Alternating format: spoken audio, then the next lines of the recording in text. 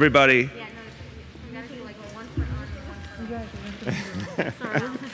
Got a rowdy crowd back here. It's Queens, right. Everybody, I wanted to say it's a joy to be here at Queens Museum and see something so wonderful, so community-based. It's about people, it's about community. This museum is legendary for connecting to Corona and other neighborhoods right around it, and really being a place for everyone. So thank you for that. And we saw the great work of folks who are feeding the community with the food pantry. Thank you. So necessary at this moment. It is a statement on the love and compassion of New York City that since the beginning of this pandemic, we have provided 200 million free meals in this city, because we will not let any New Yorker go hungry. But it's also a sad statement how much need there is out there. So thank you to all the good people who made this work possible to feed your fellow members of the community. Thank you. And then to see this extraordinary work to help people who need to have a livelihood, particularly immigrant women who are building up their own businesses, controlling their own destinies. That is a beautiful thing. I want to thank Christine, who's doing such wonderful work. I just heard her story coming here from the Philippines and recognizing she had an opportunity to do something that would use her own skills but also benefit so many other people. And now this wonderful reality that community members making dresses, making clothing, making bags, making jewelry, and you'll be able to buy it here at the gift shop at the Queens Museum, and that's going to open up a world of possibilities for these businesswomen. That's wonderful. And I spoke with Narcisa, who made this beautiful dress you see here on my left, about what it meant to get support to create her vision, to live out her vision, and what that means for her and her family. That's amazing. And this is what we want to do. This is an example of supporting our immigrant brothers and sisters, of making sure that we are supporting people's livelihoods. It doesn't happen in the middle of a pandemic unless there's a helping hand for so many people. This is an example of giving opportunity, creating that one door that opens, and for these women will keep opening because of their talent and their energy. And the specific idea of this initiative, Hecho Local, to bring out the expertise and the talent of the community and bring it to bigger attention, is something really wonderful. So I wanted to see this for myself. I am so happy to see this is part of how we recover. I've been talking about the recovery. It has to be a recovery for all of us. There are some people, and Senator Ramos always appreciates this because we work together. There's some people that think the only recovery that matters is Midtown Manhattan. No, no, no, no. No, no, no. We need a recovery for every borough, every neighborhood, a recovery for working people, for immigrants, for the people who make up this city. The only way the recovery works is it's a recovery for all of us. I'm going to say a few words in Spanish and then introduce a couple of colleagues, but I really want to thank the elected officials who I know every day are fighting for that recovery for all of us and want equity and fairness in where the resources go. They want to make sure that resources go to Queens, this we know, but they also want to make sure that every community is a part of this recovery. We are going to create something different in New York City. We do not want to go to the status quo before the pandemic. I want to be really clear. We do not just want to recreate what was there before the pandemic because it wasn't good enough. We want to do something different. So certainly I have wonderful partners in this. Borough President of Queens, Donovan Richards, thank you.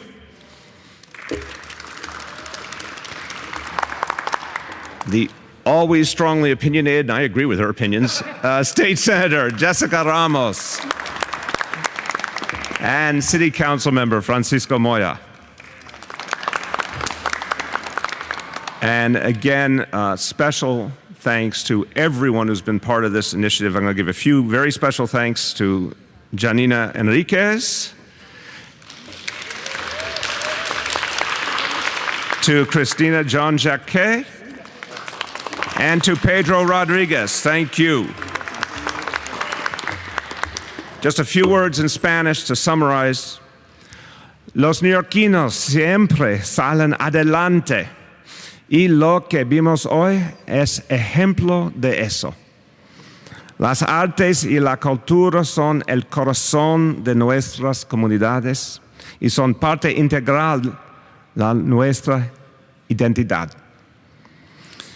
Ayudarnos unos a otros es el estilo de Nueva York. Y es así como esta ciudad se va a recuperar. One for each other. That's how we recover. Always helping each other move forward. And I want to give credit is due, our Department of Cultural Affairs, which believes in this kind of really grassroots culture and fostering it in every way, including using this museum to do all sorts of new and creative things. My pleasure to introduce Deputy Commissioner Sheila Feinberg. You can keep it on or keep it off, whatever you like. All right, great. Good afternoon, everybody. Thank you, Mayor de Blasio. I'm here on behalf of Commissioner Gonzalo Casals, who is very sorry he couldn't be here today. I'm going to actually stand here now. It's easier. Take the height. I'll take the height, okay. As many of you know, he hails from the borough of Queens, and he's a big supporter of the arts, and I know he's very excited to be here, if he could be here. He's very excited. Couple of things. Culture all around us here is what makes New York City great. It connects us to each other. It helps us to process the massive changes happening around us. And it has been a source of healing for many during this pandemic. Throughout the pandemic, cultural groups have been essential to their communities. And from the start, back almost a year ago, cultural organizations stepped up to be ambulance sites, COVID testing sites, and food pantries, among other things. And now, almost a year later, we're serving as vaccination sites, job training locations, and we're lifting spirits up every day with our reopenings and showing us a clear path to recovery for all. The Queens Museum is a public-private partnership that we have through the city, and it's an amazing private nonprofit, and we're here experiencing it today. It's a great example of how culture provides incredible social benefits for all, and it makes communities healthier and happier, and it helps provide jobs, which we sometimes forget to mention. It helps provide jobs, and it's a big piece of this puzzle. Let's clap for that. Thank you. Thank you, Mayor. So we're proud to support this museum and many other cultural organizations throughout the city and throughout 5 boroughs. And I want to take just a minute to highlight again, one of the things that Cultural Affairs is able to do is has a program called Materials for the Arts, where people can donate used clothing, used wares, and that brand new machine, sewing machine, machine grade, is actually helping to produce all these wonderful products here that are for sale, both at the table, because I just bought a mask, and also in the gift shop itself. So I want to just give a shout out to the Materials for Arts program at DCLA. Finally, in closing, I just want to say, if you give New Yorkers the tools, they can build anything. Thank you. That's right. Double mask. Thank you. Thank you. And it's so important, thank you so much, Sheila, that these donations of the material, the sewing machine, are what I heard from the women doing this extraordinary work, made it possible. And the part that I love is the Department of Cultural Affairs is taking its mission and going much farther to finding ways to help people build at the community level. This is a really expansive vision of what cultural affairs means, and I think it's the right vision. Equally, here at the Queens Museum, an expansive vision of how to make a museum a focal point for a larger community. We in Brooklyn believe in that too with the Brooklyn Museum. But we love to see it in Queens. I had to do that. But, but the Queens Museum is legendary, it really is legendary for connecting with the community. Not, historically some cultural institutions unfortunately had a little habit of excluding and being elitist. This is a people's institution. This is for the whole community. And now that's even growing more.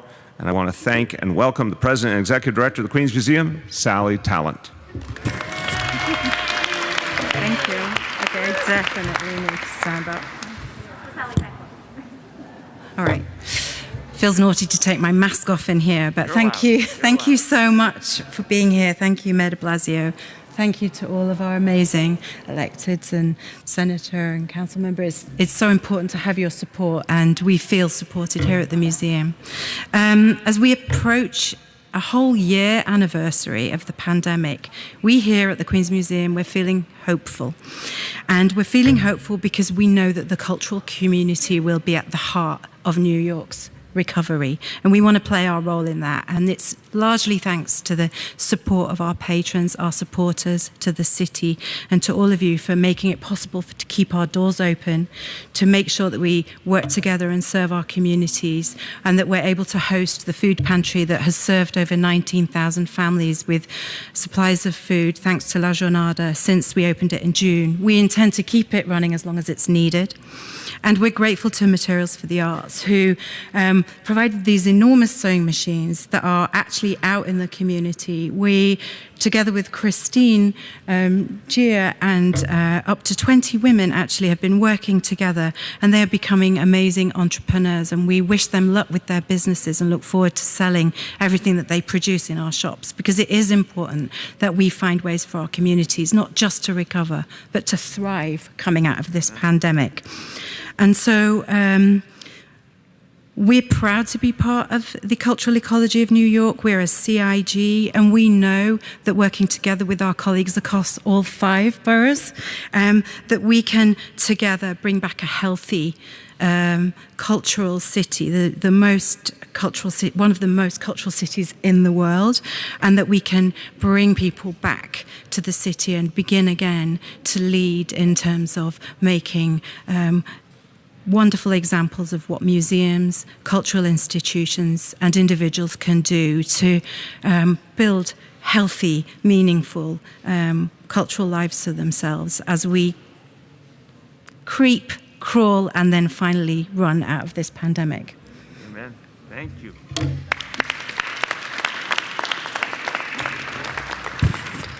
Thank you so much, Sally. And look, everyone, in the end, it's about seeing and respecting the members of the community and really understanding the greatness that each person possesses. And we know there are so many times when someone has great talent and a great vision, but they don't get to bring it to life, and they aren't seen. What I love about what's happening here is women who have so much to offer, so much creativity, are ready to do something great, are getting their chance. And it's being shown to the whole city, and people are going to be moved. And more people will have an opportunity as a result. So this is something special. So let's close today with a round of applause to all the women entrepreneurs for the beautiful work they have done.